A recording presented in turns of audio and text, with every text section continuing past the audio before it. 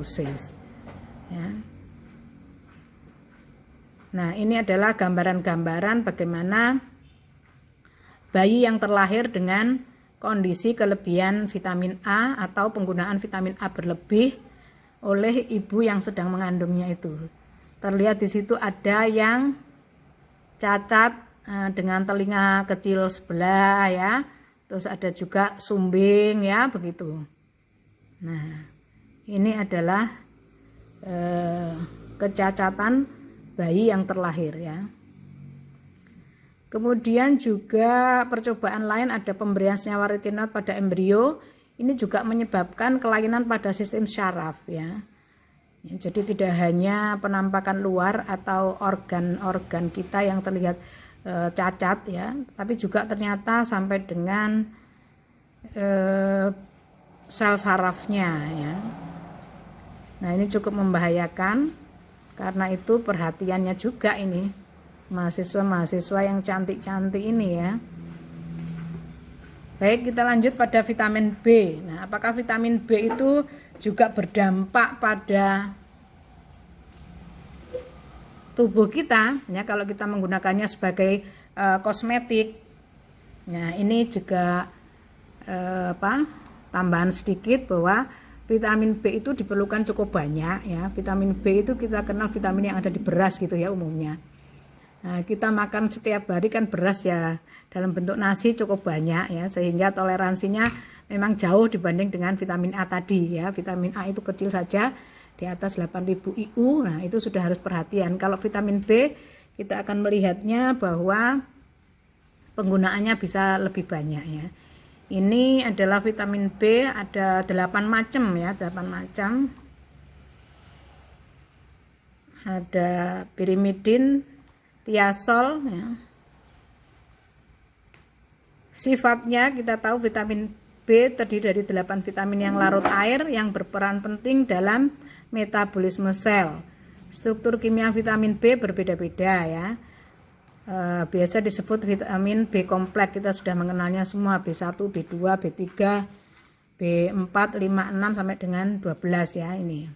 Jadi lebih detail, vitamin B1 tiamin, vitamin B2 riboflavin, vitamin B3 niacin atau niacinamida ya, vitamin B5 pantothenic acid, ini biasanya di dalam kosmetik ya. Lalu vitamin B6 piroksidosin, lalu vitamin B7, B9 dan B12. Dalam penggunaan pada bidang kosmetika akan dijelaskan mengenai vitamin B3, disebut sebagai niacinamida atau nikotinamid. Merupakan bentuk aktif dari vitamin B3 yaitu niacinamid, dapat menghambat transfer melanosum ke keratinosit epidermis. Nah, sehingga ini kalau terjadinya penghambatan pembentukan melanin berarti bagaimana? Wajahnya putih ya, senang ya. Semua pasti senang kalau wajahnya putih. Ya, pembentukan melaninnya terhambat. Nah, ini bisa untuk mengobati hiperpigmentasi ya. Jadi kalau habis menggunakan kosmetik bermerkuri, begitu penghentian kan hiperpigmentasi. Nah, noda di mana-mana. Lah, gunakanlah vitamin B3 ini ya. Saudara bisa menggunakannya dari beras ya. Jadi beras, kemudian bagian kulit arinya itu banyak mengandung vitamin B3 ini. Kemudian kombinasi dari vitamin B3 ini dan retinil palmitat. Nah, retinil palmitat tadi apa? Vitamin A ya, jangan sampai lupa. 2 kali sehari bisa menunjukkan perbaikan lesi hiperpigmentasi ya setelah 4 minggu dibandingkan penggunaan Reikulum saja ya. Jadi ini sudah pernah diuji coba. Dengan demikian mahasiswa kimia kan gampang sekali toh kalau mau membuat wirausaha ya, vitamin B3 dikombinasi dengan vitamin A. Nah, itu untuk hiperpigmentasi, untuk noda-noda hitam ya. Tapi sekali lagi apabila nodanya sudah hilang jangan diteruskan ya penggunaannya, karena vitamin B-nya aman, tapi vitamin A-nya tadi kan bisa menyebabkan bermacam-macam gangguan ya. Jadi saudara tentunya bisa berbisnis ini sudah dengan tahu vitamin B3 dengan vitamin A, itu sudah bisa digunakan untuk berwirausaha ya. Itu gampang toh, jadi vitamin apa dari mahasiswa kimia itu kalau mau usaha apapun mudah ya. Nah, efek samping seiring dengan pembilasan kulit juga mungkin kan mengalami kesemutan, terbakar, nah berkeringat atau kedinginan. Oh ya, vitamin B3 ini juga termasuk vitamin neuro ya, vitaminnya syaraf, terutama syaraf tepi ya, syaraf tepi. Dan itu juga biasanya ada di tablet putih ya, vitamin B itu ya. Nah ini jadi efeknya nanti bisa menimbulkan kesemutan. Karena itu ya tentu gunakan secukupnya saja. Jika kelebihan sudah parah maka dapat mengakibatkan detak jantung tidak teratur. Berarti sudah masuk ke saraf, tidak hanya tepi saja, masuk ke saraf tengah juga, ini menyebabkan jantung tidak teratur, sakit kepala terus-menerus, nyeri sendi, pembengkakan lengan atau kaki, dan penglihatan kabur ya. Jadi ini kalau kelebihan atau melampaui dosis ya. Oke. Nah, sekarang kita bahas vitamin C. Vitamin C ini kita kenal bersama vitamin E, ini nanti itu vitaminnya cantik-cantik ya, jadi vitaminnya orang-orang yang ingin cantik gitu. Nah, vitamin C itu asam askorbat. Biasanya kalau digunakan ada yang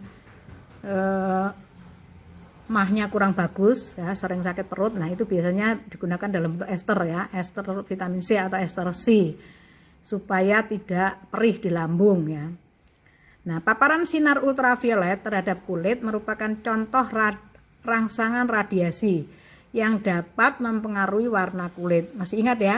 Jadi setiap ada UVA, UVB masuk ke dalam kulit kita, maka secara otomatis sel kulit kita ini yang kita sebut sebagai sel melanositnya itu akan segera melepaskan melanin untuk melindungi kulit-kulit yang masih muda ya, sehingga aktivitas dari melanin ini yang kita lihat kulit kita jadi kecoklatan atau gelingseng ya, atau kita menyebutnya menghitam ya, itu seperti itu. Sebenarnya itu adalah rahmat Allah loh ya, jadi itu adalah payung-payung pelindung. Cuman kebanyakan tidak suka karena warnanya coklat, hitam, nggak ada yang suka ya, pasti pengennya kulit putih terus ya, itu. Kulit merupakan organ yang esensial dan vital, serta merupakan cermin kesehatan dan kehidupan.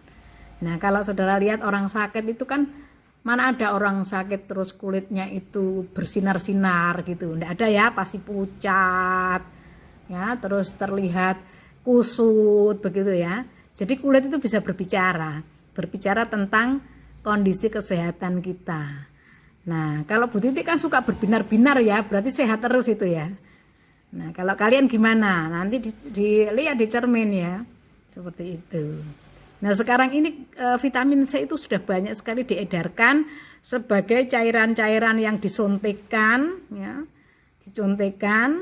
untuk memutihkan seluruh permukaan kulit, termasuk yang di dalam-dalam ya, ada ketiak, itu pengen putih juga supaya kayak artis ya, supaya kayak artis. Nah, itu semua gandrung sekarang ini pada suntik-suntik vitamin C. Nah, tidak tahu efeknya ya. Jadi ada artikel juga terkini itu menyampaikan vitamin C setelah teroksidasi itu kan menjadi bentuk alfa ketonya. Itu lalu kemana? Nah, sebagai orang kimia ya pasti harus mencari tahu kemana, akan menjadi bentuk seperti apa. Nah, merugikan apa tidak kalau tidak segera teranulir dari tubuh. Nah, terus proses keluarnya dari tubuh itu seperti apa? Kalau belum ditemukan bagaimana proses keluarnya, berarti dia ada di dalam terus. Kalau ada di dalam terus, apakah tidak mengganggu metabolisme yang lain? Nah, lalu kita juga harus memikirkan, orang-orang suntik vitamin C itu awalnya 6 bulan sekali. Lalu belum sampai 6 bulan sudah kusam. Lalu menjadi 4 bulan sekali. Belum 4 bulan sudah kusam. Lalu menjadi 3 bulan sekali dan seterusnya. Sampai ada yang 2 minggu sekali suntik vitamin C. Loh, apa tidak terjadi penumpukan sisa-sisa alfa keto itu? Nah, itu. Kalau orang kimia harus berpikir ke sana. Ya. Kalau terjadi penumpukan apa akibatnya? Nah, itu.